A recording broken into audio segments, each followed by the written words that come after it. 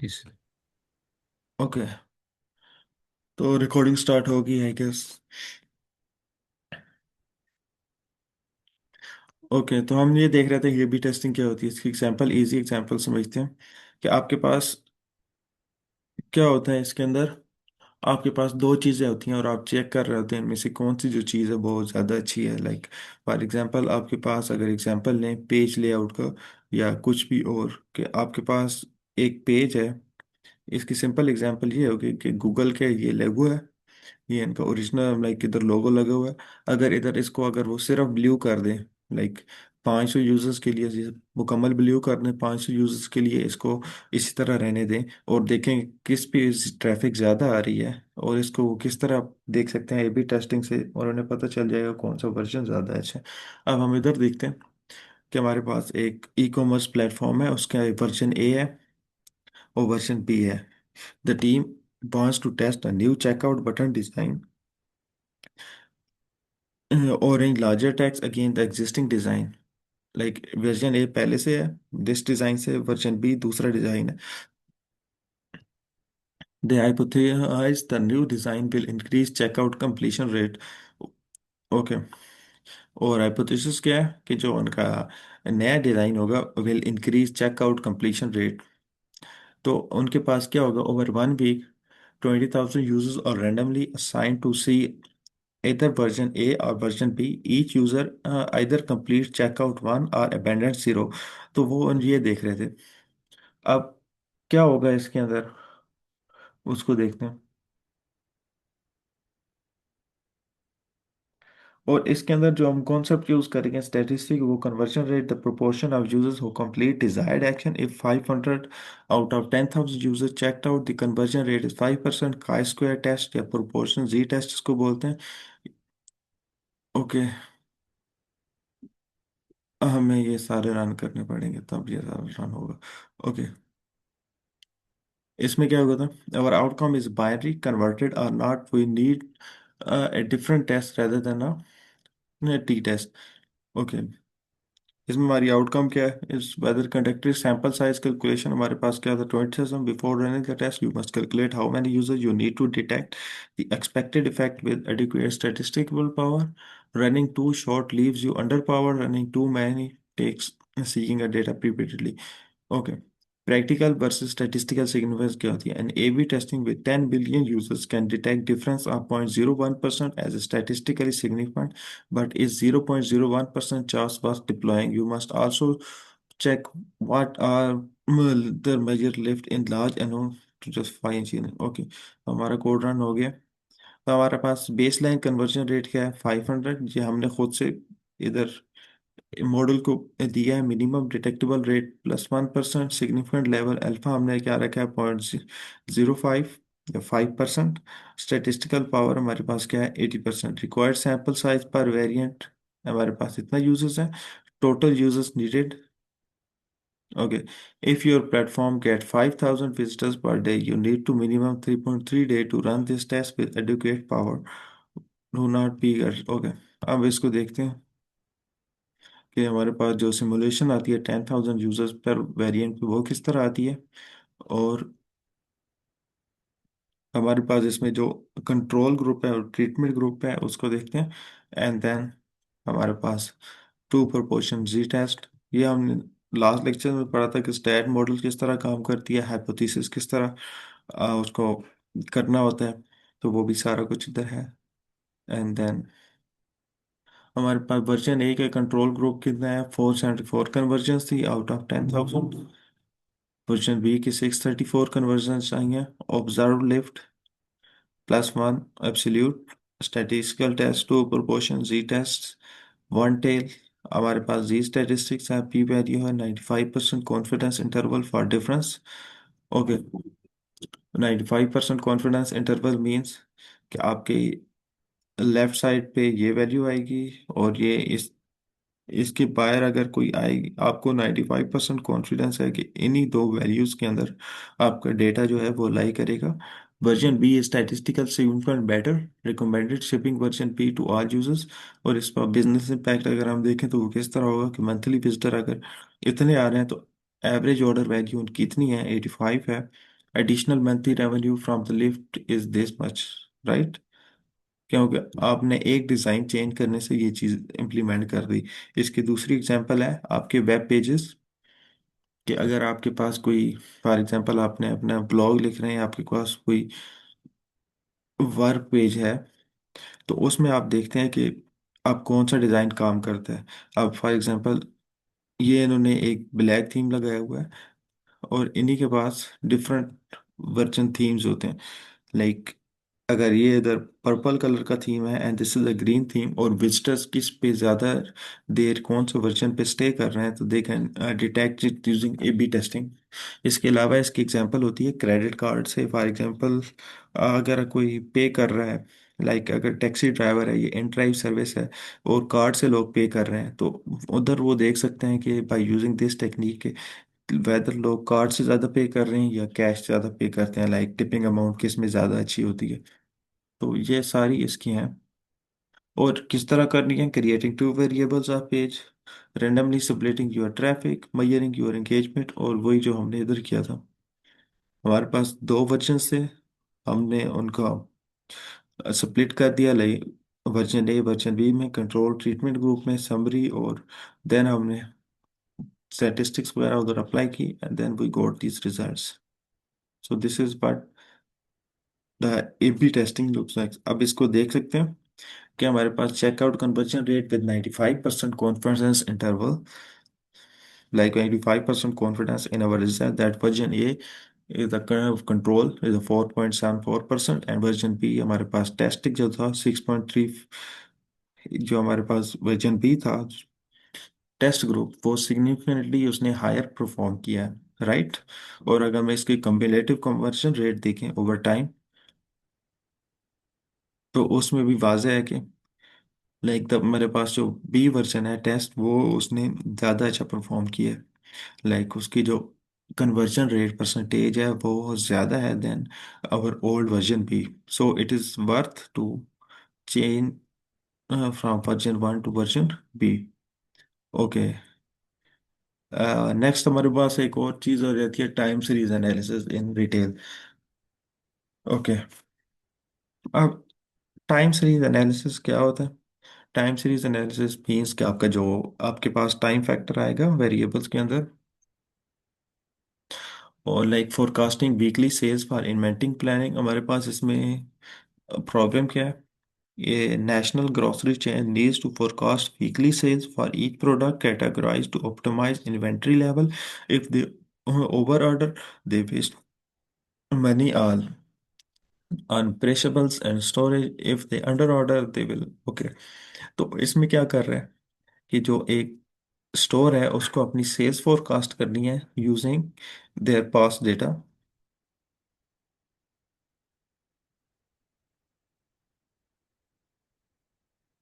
Okay, अब हमारे पास जो टाइम सीरीज डेटा होता है ना, उसका जो एक एक्सेस एक्स एक्सेस होता है ना, वहाँ पे आपके पास एक टाइम फैक्टर आ रहा होता है। इसके अलावा टाइम सीरीज डेटा की एग्जांपल्स हमारे पास हैं, वेदर के जो डेटा आ रहा होता है वो फोरकास्ट वो टाइम सीरीज होता है। इसके अलावा आपके पास जो डेटा सेंसर्स या आईओटी डिवाइसेस से आ रहा होता है, जो डेटा आपके पास सैटेलाइट से आ रहा होता है, वो सारा क्या होता है आपके पास, ये होता है इस तरह का डेटा होता है। तो अब हम मेरे पास अगर हम इसी को अपनी एग्जांपल को लेके चलें, तो हमने इधर कॉन्सेप्ट कौन सा यूज़ किया है? Trend, seasonality, noise, decomposition, moving average, auto correction. हमने देखा था नॉइज क्या होती है? Random unexplained variation left after removing trend and seasonality. concept we will use the long run direction of the data. Sales should be slowly growing, declining, or flat over months and years. Seasonality, okay, trend होता है हमारे पास जो pattern hidden in the data, कि sales कब increase होती हैं, कब उनका डिक्लाइन होती हैं, कब वो फ्लैट होती हैं ओवर द मंथ्स। और इसकी एग्जांपल क्या है? हमारे पास जो सेल्स होती हैं वो रमज़ान में इंक्रीज हो जाती हैं, और जो हमारी शॉपिंग होती है वो ईद के लिए भी इंक्रीज हो जाती है, लाइक सम केसेस में। दिस इज द स्टफ, ये ट्रेंड होता है। इसी तरह कोई और इस तरह फेस्टिवल आ जाए, जिस तरह शादियों में, मैरिजेस में, तो उसमें भी शॉपिंग ट्रेंड इंक्रीज हो जाता है, या सेल्स कुछ स्पेसिफिक आइटम्स की इंक्रीज हो जाती है। सीजनैलिटी क्या होती है?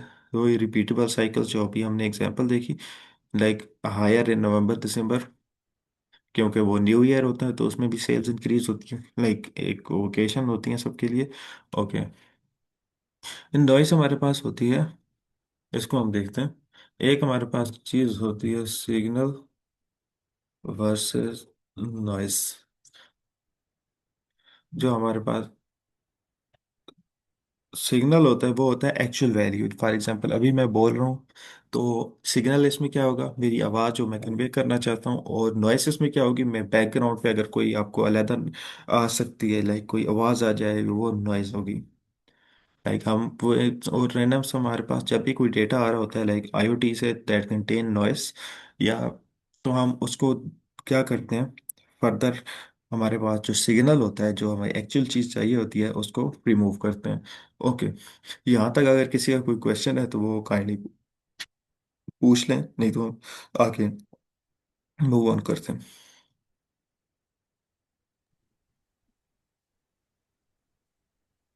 सर सर कोई क्वेश्चन नहीं है।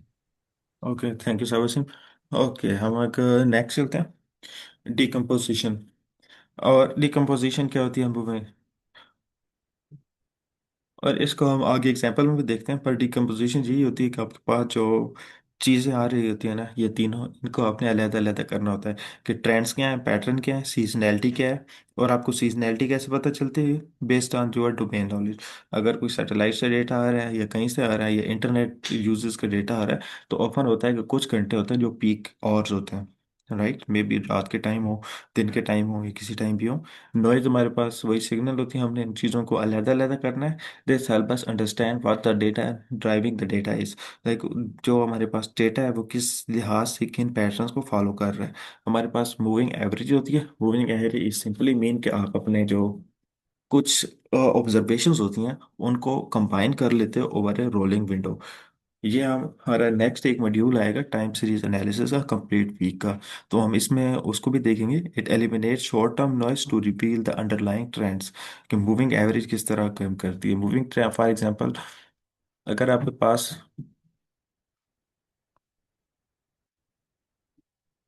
मूविंग एवरेजेस, ओके,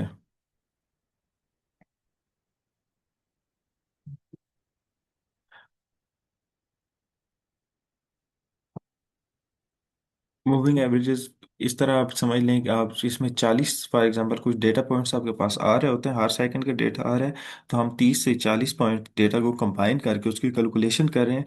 वो आपकी एक विंडो होगी, और इसी तरीके से नेक्स्ट जो आपकी 40 पॉइंट होंगे वो एक होगी, एंड वो विंडोज होगी, और उस रोलिंग विंडो के ऊपर आप क्या करेंगे, मूविंग एवरेजेस कैलकुलेट करेंगे। और ये आप क्यों करेंगे, फॉर एग्जांपल अगर आपके पास टेम्परेचर आ रहा है, वो आपके पास पहले 5 मिनट का टेम्परेचर ये है, लाइक वो वो 10 सेल्सियस है, उसके बाद वो 10.5 सेल्सियस हो गया, 10.4 सेल्सियस, 10.9 सेल्सियस, और किसी उसी पॉइंट में 5 मिनट के अंदर अंदर ही वो हमारे पास ये सारे सेल्सियस आए हैं उसके, राइट। अब हमारे पास 1 सेल्सियस आ गया, ये 12.5 सेल्सियस। अब हम क्या करेंगे, उन्हीं जो 5 मिनट का टेम्परेचर होगा, उनको हम क्या करेंगे, एक मूविंग एवरेज पे कन्वर्ट करके, और हमें सिर्फ एक सिंगल वैल्यू होगी, वो हम दिखाएंगे डैशबोर्ड पे। सिंगल वैल्यू टू डैशबोर्ड हम दिखाएंगे, और वो वैल्यू क्या होगी, वो वैल्यू कुछ भी हो सकती है, फॉर एग्जांपल 10.9 हो सकती है, लाइक इनकी जो भी एवरेज आएगी वो इधर हम लिखा देंगे। तो इसी को कहते हैं मूविंग एवरेजेस। और इसके अलावा बाकी रोलिंग विंडोज होती हैं, आप इसको चेंज भी कर सकते हो, ताकि हम इतने सारे डेटा को देखने की बजाय एक हमारे पास एक्सप्लेनेबल चीज़ हो। This help understand but okay, it eliminate short term noise to reveal the underlying trend. और शॉर्ट टर्म नॉइस क्या होगी, हमारे पास यही चीज़ होगी कि हम high one rather than per second पर डेटा देखें जो हमारे पास आ रहे हैं, हम उस पर एक चीज़ देख सकते हैं, मूविंग एवरेजेस। ओके, हमारे पास ऑटो करेक्शन क्या है, the correction of time series with its own past values. High auto correction at lag 7 means what happened last 7 predicts what happened this week. This is the foundation of ARIMA model। तो हमारे पास वो कुछ models होते हैं, for example time series modelling, तो हम इसके अंदर हमारे पास एक अरीवा मॉडल होता है, और ये हमारे पास कुछ चीज़ें होती हैं।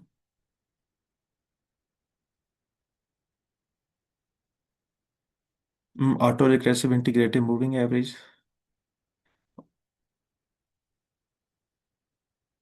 और हमारे पास एक ये सरीमा मॉडल होते हैं।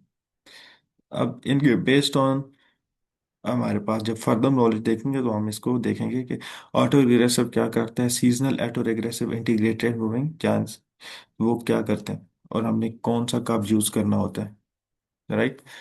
तो हम अपने हमने मैंने सबसे पहले डेटा जनरेट करवाया, 2 years of weekly grocery sales data using realistic structures. Okay. और ये हमने किधर पढ़ा था कि हम किस तरह कर सकते हैं, ये हमारे जो पिछले कॉन्सेप्ट थे उनमें हमने देखा था कि लाइक वीक 2 में और वीक 3 में क्या प्रोबेबिलिटी डिस्ट्रीब्यूशंस को किस तरह यूज करते हैं, और इनको किस तरह आप लाइक इससे आप लाइक फ्यूचर रिजल्ट्स को प्रिडिक्ट कर सकते हैं यूजिंग मैथमेटिकल इक्वेशंस। और वो किस तरह कर सकते हैं, फॉर एग्जांपल इधर देख लेते हैं। हमारे पास हमने एक रैंडम सीट सेलेक्ट किया 42। हमने ये क्यों किया है, ताकि हमारे जब हम इस कोड को दोबारा रन करें या दोबारा डेटा जनरेट कराएं तो वो डेटा सेम ही आए। अगर हम ये सेट नहीं करेंगे तो पहली बार और डेटा आएगा, दूसरी बार और आएगा। हमारे पास कितने वीक्स का डेटा चाहिए, 104 हफ्तों का। This corresponds to 2 years। और हमने इसको अरेंज कर देगा np.range weeks। और वीक का क्या मतलब होगा कि हमारे पास वो एक स्ट्रक्चर्ड वे में ऑर्गेनाइज हो जाएगा। हमारे पास कंपोनेंट्स आ जाएंगे। Slow upward trend 150K per year growth हमने ट्रेंड दे दिया। एनुअल साइकिल ये हमारे पैरामीटर्स हैं। Annual cycle peak around week 26, summer semi cycle, holiday season boost, weekly random variation. और ये हमने सारी चीज़ें दे दी। ओके। सो इसके सारा कोड ये किस तरह काम करता है वो हमारे पास डिस्ट्रीब्यूशंस में है। कौन सी डिस्ट्रीब्यूशंस हैं, डिफरेंट के हमारे पास। वो डिस्ट्रीब्यूशंस क्या करती हैं, पॉलिनॉमियल डिस्ट्रीब्यूशन हमारे पास होती है, दूसरी बाइनोमियल होती है, पॉइजन होती है, एक्सपोनेंशियल कौन सी होती है। और हमारे पास हमने एक और देखी थी कि हम इन सब चीज को किस तरह यूटिलाइज कर, तो वो हम इसीलिए करते हैं ताकि हमारे पास जो पास्ट डेटा होगा, जो हमारा एक्चुअल डेटा सेट होगा, बाय यूजिंग दैट्स पैरामीटर। और इसको आप इस तरह समझ लें। राइट। फॉर एग्जांपल एक आपके पास जिस तरह चीज होती है ना, एक ह्यूमन का डीएनए होता है। राइट। उस डीएनए से आप क्या करते हैं, एक रेप्लिका क्रिएट कर सकते हैं। राइट। सिमिलरली जो आपका डेटा सेट होता है उसका डीएनए क्या होता है, उसका डीएनए होता है कि आप किस तरह उसका मीन क्या है, एवरेज क्या है, स्टैंडर्ड डेविएशन क्या है, वेरिएंस क्या है। आप इसको यूज करके उसका क्या करते हैं, लाइक प्रिडिक्ट। लाइक अभी हमारे पास क्या होगा, हमारे पास समरी क्या है, टाइम सीरीज समरी। हमारे पास पीरियड कौन सा है, लाइक दिस डेट से फ्रॉम 3 जनवरी से 25 दिसंबर का डेटा अवेलेबल है। ऑब्जर्वेशन 104 वीक्स की हैं। मेन वीकली सेल्स हमारे पास इतनी है। स्टैंड डेविएशन क्या है, मतलब स्टैंड डेविएशन मीन स्प्रेड, इस वैल्यू से इतनी ये ऊपर भी जा सकती हैं, इतनी नीचे भी जा सकती हैं। और ये इसी लिहाज से ये स्टैंड डेविएशन 2x भी हो सकती है, 3x मतलब क्या, सेमा इसको 3 से मल्टीप्लाई करके भी इसमें ऐड हो सकता है। मैक्सिमम वीकली सेल्स कितनी है, 75। मिनिमम कितनी है, ये हमारे पास। अब हम देखते हैं decompose time series into a window. हमने कितना 12 वीक्स मूविंग एवरेज रखी है, मूविंग एवरेज क्या है हमारे पास। एंड देन डी ट्रेंड हमने कब करना है, और हम इसमें प्लॉटिंग कर रहे हैं, ये भी हमने देखी थी फॉर एग्जांपल अपने अर्लियर मॉड्यूल में कि how to make data visualizations with Matplotlib and Seaborn, and when to use which visualization. Right. तो अब हम देखते हैं, हमारे पास टाइम सीरीज एनालिसिस आएगा, retail sales documentation, grocery chain, weekly sales, raw data with the trend. Okay. हमारे पास जो रेड लाइन है this represents 12 week moving average, और हमारे पास एक्चुअल सेल्स है। ओके। एंड हमारे पास डी ट्रेंडेड सीरीज के सीजनल पैटर्न एंड नॉइस क्या है, वो हमारे पास ये है कि उसके अंदर नॉइस मीन्स कि कुछ वैल्यूज कुछ लो वैल्यूज, बट आपने उसको किस तरह फर्दर करना है। ओके, ईयर टू ईयर और कंपैरिजन हमारे पास क्या होता है कि हमारे पास 2022 की सेल्स हैं, वो ब्लू में नज़र आ रही हैं, और 2023 की सेल्स हैं वो हमारे पास रेड में नज़र आ रही हैं। और देखा जा सकता है जो वीकली सेल्स थी वो 1000 लाइक इंक्रीज हुई है बाई $1000 इन 2023। ये कंसिस्टेंट ट्रेंड है। और हम इसको जब हमने वीकली फोरकास्ट किया, ओके हमने इसको वीकली फोरकास्ट किस तरह किया वो भी देख लेते हैं। ओके, हमारी एक सिंपल इफ टेक्निक है। वो use combination of last years value plus trend adjustment, this is called seasonal naive with drift and often hard to beat the practice. Use first 90 week as a training forecast the last 14, and हमारे पास training and 90 weeks हैं। Seasonal naive, I will drift forecast value for 52 weeks ago and average weekly growth, and then उसके results क्या है हमारे पास। जो हमारे पास एक्चुअल सेल्स हैं वो दिस वन है, right, this one the blue one. Forecasted value हमारी ये है जो रेड में नज़र आ रही है। उसके अलावा हमारे पास इस फोरकास्ट इधर से स्टार्ट हुआ है, और 95% प्रिसीजन इंटरवल है कि ये सेल्स इधर जा सकती हैं। और हमें ये अब हेल्प आउट किस तरह करेंगी, लाइक ये दिस रीजन हमारा प्रिडिक्टेड, लाइक वी कैन, हम अपनी जो इन्वेंट्री है उसको रीस्टॉक कर सकते हैं। रीस्टॉक मीन्स कि हम, पता होगा कि जो नेक्स्ट वीक्स हैं या उनकी किस तरह सेल्स होंगी, तो हम किन आइटम्स को हमने लाइक किन शेल्फ्स पे रखना है, किन आदमियों को उनकी कितनी क्वांटिटी रखनी है। तो दिस इज उसका हमारे पास एक वैल्यू आ जाएगी कि हमने, हाँ, इतने चीज़ें रखनी है। और हम उसको फोरकास्ट एक्यूरेसी क्या है, मीन एब्सोल्यूट परसेंटेज एरर 7.2% आया है, रूट मीन स्क्वायर एरर। और ये हमारे पास एक और मॉड्यूल होगा जिसमें हम देख रहे होंगे कि हमारे पास एवोल्यूएशन मैट्रिसेस जो होते हैं उनको किस तरह यूज़ करना होता है। तो इसी वीक में हम नेक्स्ट ये भी देखेंगे कि एवोल्यूएशन मैट्रिक्स होते कौन से हैं और उनको यूज़ किस तरह करना होता है। लाइक रिग्रेशन के हमने कुछ देखे थे, और ये भी उनको फर्दर एक्सप्लेन करें। और इसका मतलब क्या है, on average, our forecasts are off by 7.2%. For grocery inventory planning, under 10% is generally accepted. And again, this is some domain knowledge stuff कि जो like maybe Walmart या जो भी इम्तियाज सुपर मार्केट यूज करती हैं कि under 10% is generally acceptable. Inventory planning implication with forecast of this amount for next week and RMSE of this root mean square error and safe order quantity that covers 95% of demand scenarios would be 81,940 forecast plus 1.67 solid. Okay, ये हमारे पास four का ये equation आ गई है।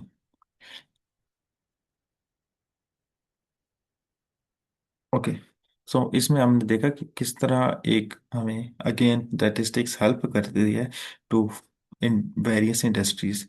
और अब तक हम कौन कौन सी इंडस्ट्रीज देख चुके हैं,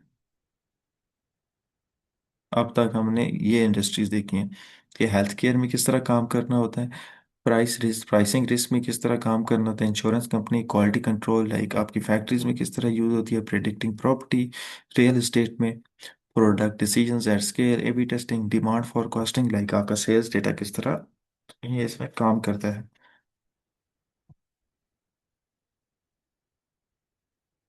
ओके,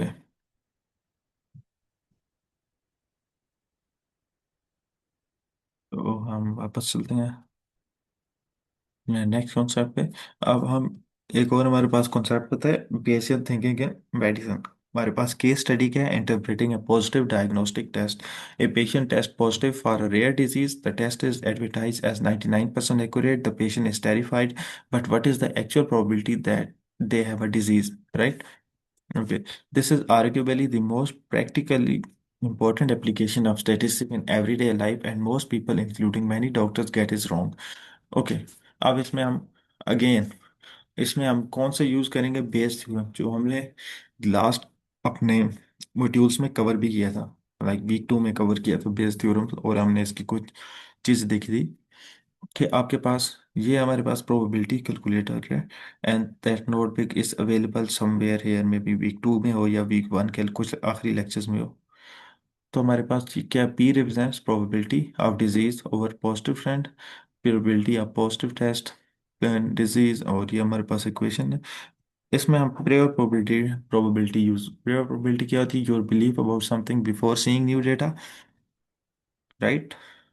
आपका जो प्रोबेबिलिटी ऑफ डिजीज है, the prevalence of disease in the population, कि आपको जो इधर आपको पता होता है कि ये डिजीज सिर्फ 100 में से 5% लोगों को इफेक्ट करती है, तो आपकी पहली डिजीज प्रोबेबिलिटी होती है। But after coming a new factor, तो आप उस प्रोबेबिलिटी पे असरअंदाज करती है। Like likelihood how probable is the new evidence given you our hypothesis, the sensitivity of test, and posterior probability your updated belief after seeing new data, right?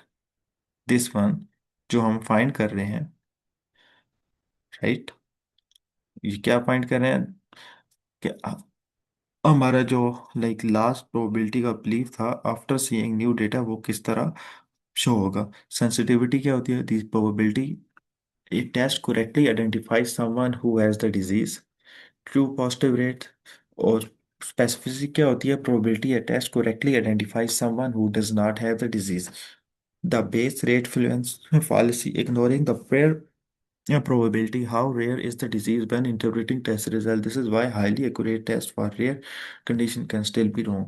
Okay, अब इधर यही चीजें इनको, हमारे पास प्रेवलेंस क्या है, probability of disease, sensitivity क्या है, probability of positive disease, how well does the test affect sick people, and how well the test clear healthy people।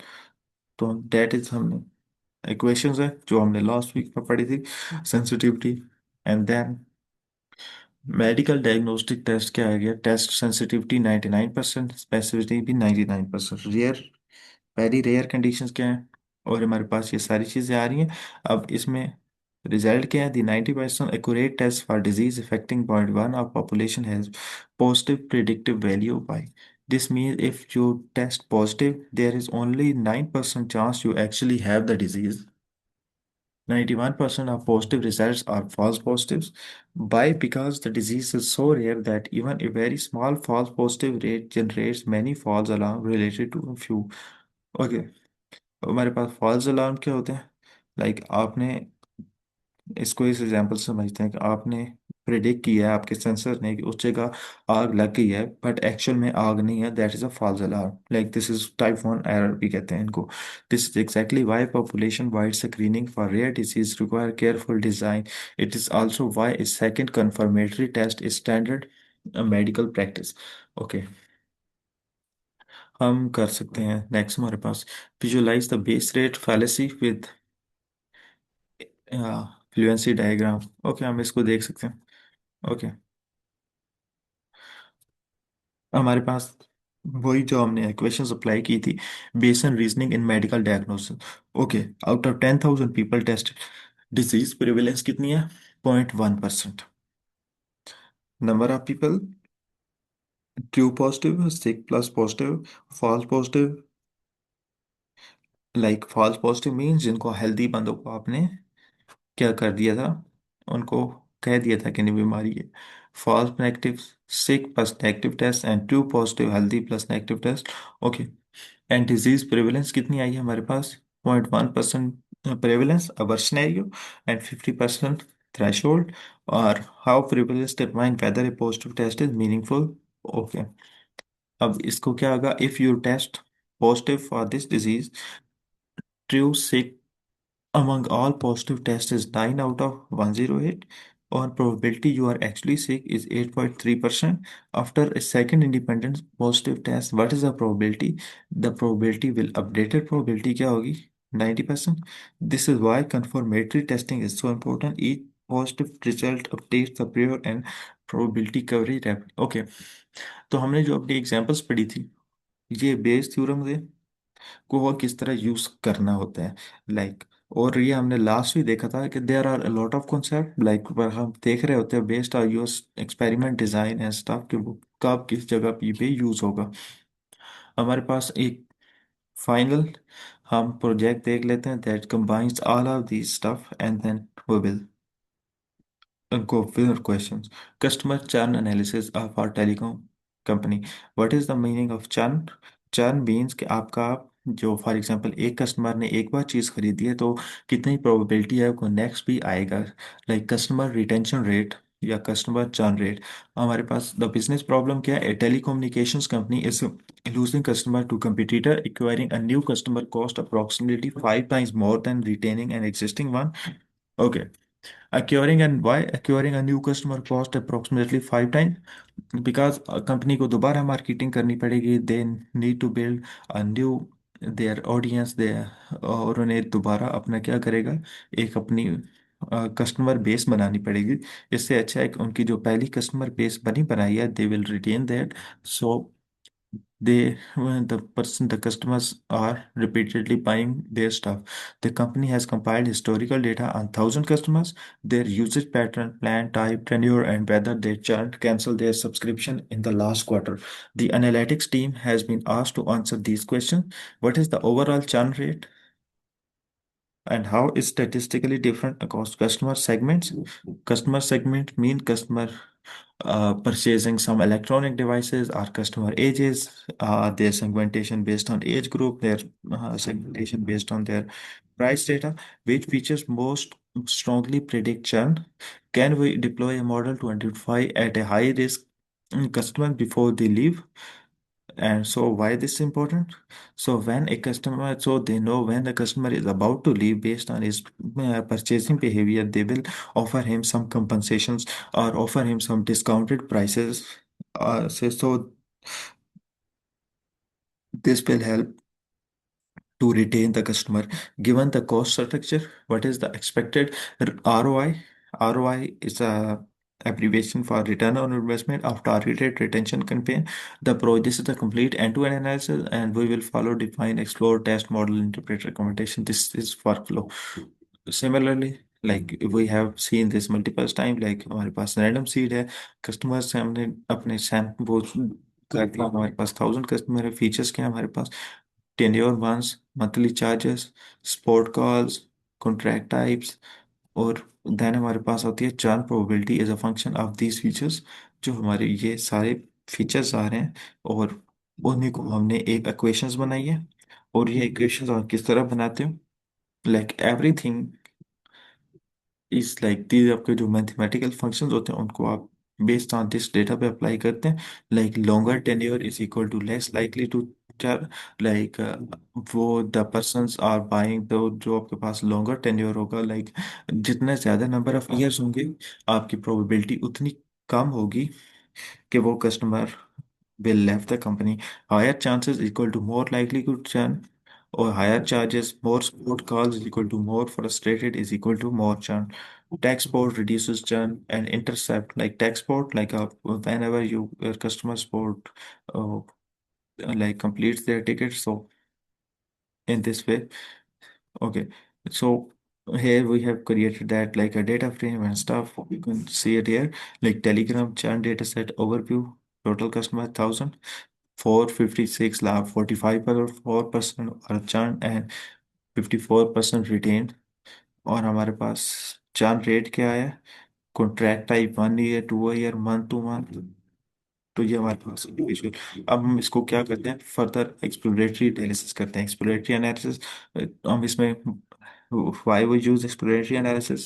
We use exploratory data analysis to explore the existing trends and see what each variable conveys. So this is a capstone telecom. Okay.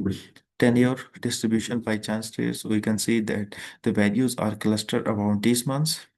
Like, and the person who are retained are a blue one, they have a longer tenure, like they associated with the company with the for longer duration. Then there is another monthly charges distribution by chance states. सो हमारे पास जो monthly charges हम देख रहे हैं कि जिन customer हमारे पास retain रहे हैं they have a less monthly charges than the person who left. So this is also a factor, like the person who paid higher monthly charges are left. So this is important feature in making a customer churn model. So this is also causing a kind of normal distribution. Okay. churn rate by contract type. So there are three different types of contract: 1 year, 2 year, month-to-month. And month-to-month contract have the highest churn rate of 68.9%, followed by 1 year contracts and then 2 year contracts. And our next chart is about the customer sports, like churn rate by number of sports calls. Then we can see that number of sport calls last quarter versus churn rate. And as the number of sport call increases, the churn rate increases, right? And at different quarters number. तो हमारे statistically हम इसमें क्या करेंगे, chi square लगाएंगे। और हमारे ने ये भी we have studied this in our last lectures, how SciPy stats works, how chi square works, and sorry, how chi square हमारे पास किस तरह काम करती है, और चार डिफरेंस को आप किस तरह देख सकते हैं यूजिंग अपने फार्मूला। तो वी हैव, हमारे पास we have set our p value, our null hypothesis, we will reject null when churn rate is significantly associated with contract type. Month-to-month contract at dramatically higher rate, converting customers to annual contract should be a priority. And these are the results, like chi-square test is churn independent of contract type। अब हमारे पास जो null hypothesis था, the null hypothesis state that churn rate does not depend on contract type। alternate hypothesis था, churn rate is a different across contract types। contingency table हमारे पास आ जाते हैं, contract, retain, and this is जो हमने initially calculated these values। chi-square इसमें हमारे पास क्या वैल्यू आ जाती है, 130। ओके, डिग्री ऑफ फ्रीडम क्या है, 2 है। पी वैल्यू, एंड देन हम देखते हैं reject hall. churn rate is significantly associated with contract type। 1 to 1 customer churn is the dramatically higher rate। converting customer to annual contract should be a priority, right? और ये हमारे पास इसके result आ रहे हैं कि क्या रिजल्ट है, converting customer to annual contract should be a priority. Churn mean turnover क्या है, रिटेन का कितना था, और T statistics, P value, and this stuff. और हम इस पे हमने एक नॉर्मल रिग्रेशन मॉडल बनाया था। तो distribution of predicted churn probabilities क्या है, predicting churn probabilities, this is a campaign threshold. हमारे पास हायर रिस्क क्या होगा, ग्रेटर देन 60% और लेस देन 60%। और हमारे पास एक नेक्स्ट ग्राफ है, रिकॉल क्या है, हमारे पास 60% थ्रेशोल्ड ओवर चॉइस। तो this is our threshold. Conclusion क्या था, जो हमने सारी चीजें देखी थी, द स्टैटिस्टिकल टूल क्या जो शुड बिल्ड, हमने वही हम we explore descriptive statistics, how like understanding the mean, mode, a standard deviation, spread of data, central tendency will help us in describing our data set. Normal distribution follows empirical rule and why it is used and when to use, modeling quantities that arise from any small effect. And similarly, t-test, Poisson distribution, chi-square, linear Bayes theorem, updating beliefs with evidence sequence, analyzing data index by time, the most important lessons. And okay, we will continue this from tomorrow। हम इसको revise करेंगे again, and I guess हमारा lecture time खत्म होने वाला है। So any questions? No sir, sir आपका बहुत बहुत शुक्रिया, आपने अच्छे से एक्सप्लेन किया।